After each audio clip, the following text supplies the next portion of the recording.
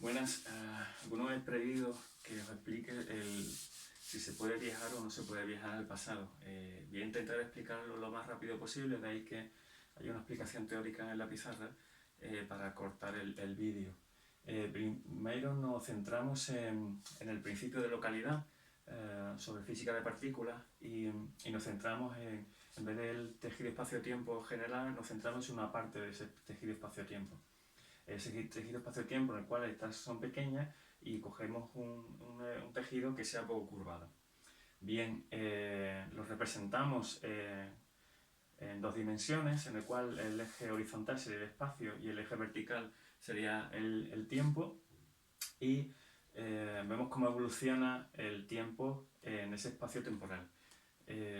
Si vamos a la teoría de relatividad especial y el espacio de Minkowski, sobre los conos causal o conos de luz, observamos el cono que va desde el presente hacia el pasado, estando observador en medio, y el cono que se abre hacia arriba hacia el futuro, siendo el observador el que está en el espacio presente y el tiempo esta línea vertical, que es por donde fluye la información en ese cono de luz. En otros vídeos o en otros ejercicios anteriores que hemos hecho, he explicado cómo se llega a crear ese cono de luz por la teoría de la relatividad especial y el espacio de Minkowski. Bueno, pues quedándonos con ese espacio poco curvado del tejido espacio-tiempo, vemos que los conos de luz desde el observador A solo fluyen hacia el futuro. La información solo fluye de forma vertical o incluso por las paredes del cono hacia el futuro. Bien, siempre para velocidades que sean menores de la luz. El observador, cuando viaja por el centro del cono de luz, viaja a un tiempo relativamente conocido, normal, mientras que si viaja por los alrededores o por la tangente del cono de luz, el tiempo transcurriría mucho más lento. Entonces, para enviar, por ejemplo, información al futuro, como un pequeño viaje hacia el futuro, recortando ese espacio-tiempo, pues una de las formas sería viajar por el borde del cono de luz, no por el centro. Bien, toda esta información que transmito será correcto para distancias menores a 10 elevado a menos 17 centímetros, que son las que se usan en el LHC europeo, ¿no? Bueno, también se cree que son correctas esta explicación teórica sobre el movimiento del espacio-tiempo en el cono de luz para las distancias de Planck, que serían 10 elevado a menos 33 centímetros, ¿no? Bueno, pues lo que he comentado, estamos hablando del principio de localidad, como he dicho al principio, y eso impediría los viajes al pasado, por principio de localidad y física de partículas. Bien, ¿cómo podríamos viajar, por ejemplo, al futuro, ¿no? Supongamos que tenemos dos casos en el cual el observador en un tiempo t1 viaja desde un punto A a un punto B, en el cual los conos de luz se distribuyen de la forma que podemos observar, va por el centro del cono de luz, el tiempo transcurre de forma normal, entre comillas, y después hay otro observador, o el caso B, en el cual ese recorrido del espacio-tiempo está siendo alterado por una gran, digamos, masa, ¿no? Como podría ser un agujero negro. Aquí hablamos también de la teoría general de la relatividad, ¿no? En ese espacio deformado por esa gran masa, ¿no? En este caso, los conos de luz, no sé si puede observarse en el dibujo, se desplazan hacia donde está la gran masa que intenta deformar el espacio-tiempo. En vez de ir por el centro del cono de luz, iría por el lateral del cono y así reduciría, para el observador, el tiempo ocurriría de forma normal, mientras que él no se está dando cuenta de que el tiempo transcurre mucho más lento en el caso 2 que en el caso 1, cuando va por el borde de los conos. Si habéis visto alguno la película Interestelar, es lo que ocurre cuando el observador viaja cerca de un agujero negro. para el observador que está en la cercanía de ese agujero negro, los conos de luz se curvan y lo que para él puede ser 5 años en las cercanías de ese agujero negro, para el resto de seres que no están influenciados por esa gran masa o esa deformación del espacio-tiempo, pues a lo mejor han transcurrido 50 años, ¿no? Si el observador que está en el caso 2 pudiera ir al caso 1, como la teoría de los gemelos, la paradoja de los gemelos de Einstein, pues los 5 años que han transcurrido en esa deformación del espacio-tiempo en el caso 1, a lo mejor serían 50 años en el caso... Perdón, en el caso 2 sería 50 años en el caso 1. Como esa sería una de las formas plausibles de un viaje al futuro. Bien, otra de las cuestiones por las cuales el caso 2 nos da una posibilidad, según las teorías de Gödel, sobre un posible viaje al pasado, ¿no? Al menos matemáticamente, que es cuando esa gran deformación producida por esa gran masa del espacio-tiempo hace que los conos de luz se curven tanto que en vez de realizar una curva, produzca una curva temporal cerrada.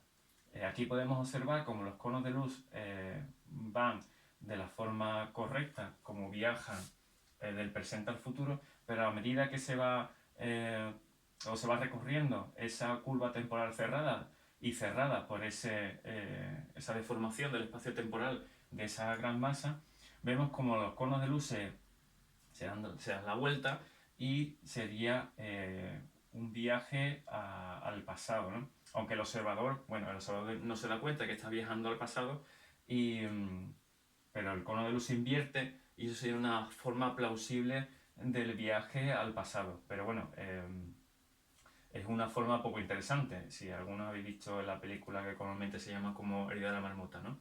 Estaremos en un continuo bucle de presente al pasado a presente y bueno, no podríamos salir de allí ni trasladar información desde nuestro presente a nuestro pasado que pudiera alterar nuestro presente o nuestro posible futuro.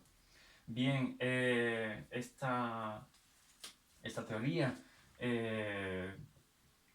sobre el tema de las ecuaciones de Einstein no va en contra de las ecuaciones de Einstein sobre esa curva espacio-temporal, y sí lo que produciría una energía material, ¿no? Y bueno, para que se pudiera producir este bucle tendría que haber una coreografía exacta entre la energía y la energía material y la curvatura, ¿no?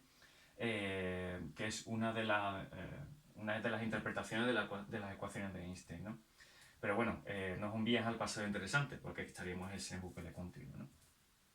También otra posibilidad en la cual imaginemos que hay un observador que durante su vida llega a la universidad y encuentra las fórmulas matemáticas y construye una máquina del tiempo. Pues podría en ese instante crear un semibucle en el cual le daría la posibilidad de volver al pasado en un tiempo dado, ¿no? Es como se puede teorizar, no estaríamos en el caso de un agujero negro, sino un agujero de gusano de Einstein-Rosen. Bien, en ese caso, el observador que crea la máquina del tiempo, imaginemos, 30 años, viajaría a un pasado y se encontraría con él mismo mucho más joven, creando una paradoja, ¿no? En esa paradoja, pues intentando que el observador mayor no mate al observador más pequeño, creando esa paradoja, ¿no? O el más viejo con el más joven, ¿no? Bueno, esto sería una de las posibilidades y crear esa máquina del tiempo. Como podemos observar, también ocurre lo mismo en los conos temporales, en los cuales se invierte. El observador que está dentro de la máquina del tiempo no se da cuenta de que está viajando al pasado, pero al salir por ese agujero de gusano, se encontraría en un posible pasado, ¿no? Uno de los problemas que existen en la creación de esa máquina del tiempo es la energía dentro de ese agujero de gusano, ¿no? Que es una energía negativa, ¿no? Que es posible como soluciones desde las ecuaciones de Einstein. Fuera tendríamos una energía positiva y dentro energía negativa. Bueno, Digamos que el viajero en el tiempo se copia a sí mismo cada vez que entra en el agujero de gusano y se encuentra el viajero joven y más el viajero viejo más una copia, ¿no? A medida que va entrando en el agujero de gusano o en ese semibucle se van creando copias y copias de sí mismo, ¿no? Cada vez que entra se crea una copia, ¿no? Bueno, pues eso produce una serie de paradojas, ¿no? También que cada vez que se hace una copia, la energía exterior, incluso los bordes del agujero de gusano, se va haciendo mayor, energía positiva, ¿no? Que va llegando un momento de chocar con la energía negativa existente dentro de ese agujero de gusano. También, aparte de las copias, generaría ondas gravitatorias en las cuales también entrarían dentro de gravitacionales que entrarían dentro de ese túnel, ¿no? Produciendo también energía positiva, ¿no? Tanto en la entrada como en la salida de ese agujero de gusano. El problema de todo esto es que, aunque son posibles según las soluciones de las ecuaciones de Einstein, y que no sabemos si física de partículas se podría dar este caso, de momento no lo tenemos, pero sí hay una posibilidad teórica de que partículas elementales puedan entrar dentro de ese agujero de gusano. Bueno, lo que comento, uno de los problemas es que la energía negativa dentro del agujero de ese agujero de gusano colapsaría por la energía positiva producida por las copias de ese observador que entra en esa máquina del tiempo, más la energía positiva producida por las ondas gravitatorias o gravitacionales en los bordes del agujero, ¿no? Entonces esto es la entrada y la salida del agujero de gusano. Bueno, lo que produciría esto es un agujero negro, colapsaría ese agujero de gusano en un agujero negro. Y entonces tampoco sería útil para hacer un viaje en el tiempo, ¿no? Bien, imaginemos el caso en el cual se da la posibilidad en el vacío, sin ningún viajero, una máquina del tiempo que no está funcionando porque no tiene nadie dentro, pero según la teoría cuántica se puede producir fluctuaciones de energía. Imaginemos que son partículas las que están dentro de ese agujero de gusano y fluctúan, ¿no? Bueno, pues esas fluctuaciones de energía producidas por la entrada y salida de partículas elementales haría que al copiarse infinitamente generaría también una energía infinita positiva que chocaría con la energía negativa de ese agujero de gusano y volveríamos al caso anterior de que se colapsaría ese agujero de gusano en un agujero negro, ¿no? También esa posibilidad no sería interesante porque estaríamos hablando de agujeros minúsculos, de diámetro de Planck, ¿no? Que va en contra también de las teorías de Einstein, ¿no? En un distancia de Planck y en un tiempo de Planck para esas partículas elementales. Y bueno, espero que me haya explicado correctamente para deciros que con las leyes actuales de física o lo conocido hasta la fecha, los viajes al pasado pues no existen. Los viajes interesantes, quiero decir, una persona que pueda viajar al pasado, cambiar algo de su pasado y bueno, generar un nuevo futuro, ¿no? Así que por las leyes actuales, pues como os he explicado, tanto los conos de luz, por física de partículas, por las deformaciones del espacio-tiempo producido por una gran masa, bueno, pues los viajes al pasado parece que hasta la fecha pues no son interesantes ni se pueden producir. Así que bueno, esta es mi explicación teórica rápida sobre la imposibilidad de los viajes al pasado. Aprovechando también este vídeo, quería explicar también la posibilidad, ya que he intercalado el tema de los viajes al futuro con la teoría de relatividad general de Einstein, hablar sobre la teoría de la relatividad especial, ¿no? Hemos hablado de la deformación del espacio-tiempo de una gran masa, pero también se puede viajar al futuro, digámoslo así entre comillas, por la velocidad. Si la velocidad de un observador, que esté imaginaros, también volvemos a la paradoja de los gemelos, en una nave espacial que viaja a una velocidad, digamos, a un 30% de la velocidad de la luz, ¿no? Pues ese viajero que está viajando por el espacio, ese gemelo, que deja su gemelo en la Tierra y viaja por el espacio en esa nave espacial, al estar 5 años o hacer un viaje de 5 años luz en esa nave espacial con un 30% de velocidad de la luz, el tiempo para ese observador pasaría normal y corriente, pero al volver a la Tierra, en ese viaje de los 5 años luz de ida y 5 años luz de vuelta, observaría como su gemelo pues ha envejecido. ¿Cómo podríamos explicar para que con un ejemplo práctico qué significa esto de esa traslación según la modificación de la velocidad y de la modificación del tiempo? Pues imaginemos que es un ascensor, un pequeño ascensor que está quieto, en el cual tiene en el suelo un emisor de fotones y en el techo un receptor de fotones. Bien, cada emisión de fotón desde el suelo hasta el techo transcurre en un tiempo t determinado. Imaginemos que es un segundo. El ascensor está quieto, hay un observador dentro y un observador fuera, ¿no? El observador dentro está viendo cómo desde el emisor del fotón se emite ese fotón, se recepciona por el receptor y con un cronómetro cuenta y ha contado un segundo, ¿no? El desplazamiento del fotón. Lo mismo que ha contado el observador que está fuera. Bien, ahora imaginemos que ese ascensor acelera hacia arriba a una velocidad cercana a la velocidad de la luz, ¿no? O un 30% como he puesto el ejemplo anterior. Bien, pues para el observador que está dentro, la emisión del fotón y la recepción sigue transcurriendo en el mismo lapso de tiempo, cuando lo mide un segundo.